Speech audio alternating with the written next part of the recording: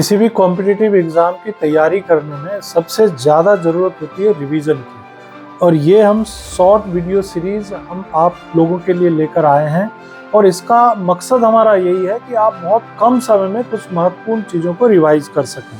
जैसे आज का हमारा टॉपिक है कि ऋग्वेद के बारे में आप क्या जानते हैं, यानी ऋग्वेद के बारे में एक संक्षिप्त जानकारी हमारे दिमाग में आ जानी चाहिए। तो ऋग्वेद जो है, इसमें आर्यों की राजनीतिक प्रणाली के बारे में, उनके इतिहास, ईश्वर की महिमा की जानकारी हमको मिलती है। तो एक तो ये चीज याद रखना है। ऋग्वेद में 10 मंडल हैं, 1028 सूक्त हैं और 10,462 ऋचाएं हैं।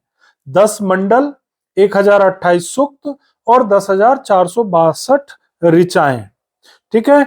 इस वेद की ऋचाओं को, ऋचा मतलब मंत्र, इन वेद की ऋचाओं को पढ़ने वाले जो ऋषि होते हैं उनको होत्री कहा जाता है। क्या कहते हैं? होत्री। और विश्वामित्र द्वारा रचित ऋग्वेद के तीसरे मंडल में, विश्वामित्र द्वारा रचित ऋग्वेद के तीसरे मंडल में सूर्य देवता सावित्री सूर्य देवता सावित्री को समर्पित गायत्री मंत्र का उल्लेख है।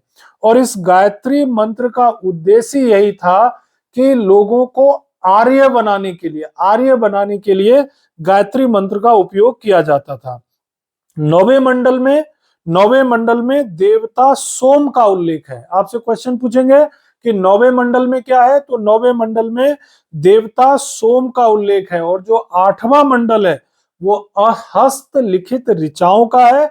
और इसके लिए एक शब्द इस्तेमाल किया जाता है, उसको कहते हैं खिल। ये खिल शब्द याद रखना पड़ेगा। ऋग्वेद का सबसे बड़ा मंडल है 10वां मंडल। ऋग्वेद का सबसे बड़ा मंडल है 10वां मंडल। और इस 10वें मंडल में क्या चीज उल्लेखित है, तो इस 10वें मंडल में नदी सूक्त का मतलब होता है नदियों की प्रशंसा का वर्णन है। और इसी मंडल में एक और सूक्त है जिसको हम कहते हैं पुरुष सूक्त। और पुरुष सूक्त में क्या उल्लेखित है, तो पुरुष सूक्त में समाज के 4 वर्णों का उल्लेख किया गया है। और ये 4 वर्ण हैं ब्राह्मण, क्षत्रिय, वैश्य, शूद्र। तो ऋग्वेद के बारे में आपको ये पता चल जाता है कि ऋग्वेद में क्या पढ़ा जाता है। तो आर्यों के इतिहास के बारे में पढ़ा जाता है। कितने मंडल हैं, तो 10 मंडल हैं। जो इन ऋचाओं को, ऋग्वेद की ऋचाओं को पढ़ते हैं उनको क्या कहते हैं, उनको होत्री कहते हैं। जो ऋग्वेद का सबसे जो एक प्रमुख मंडल है वो है तीसरा मंडल।